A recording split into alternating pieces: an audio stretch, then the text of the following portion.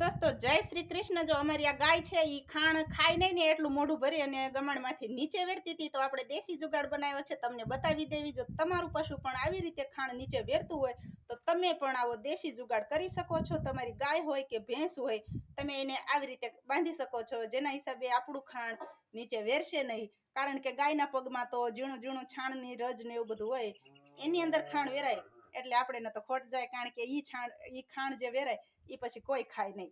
એટલે ચાલો તમને દેશી જુગાડ આપણે બતાવી દેવી કે આ એક ખીલે આપણે ગાયને બાંધેલી છે અને ખાંડનું તગારું મેક્યું એટલે જો એવી રીતે ગાય મોઢું ભરી અને નીચે વેરે નહીં, એટલા માટે આપણે દેશી જુગાડ માટે કરી નાખ્યો છે। આ બાજુ એક બીજો ખીલો અને બે સાઈડથી આપણે ગાયને મોઢું બાંધી દીધું છે, જેના હિસાબે ખાણ ખાય એટલે નીચે ન વેરાય।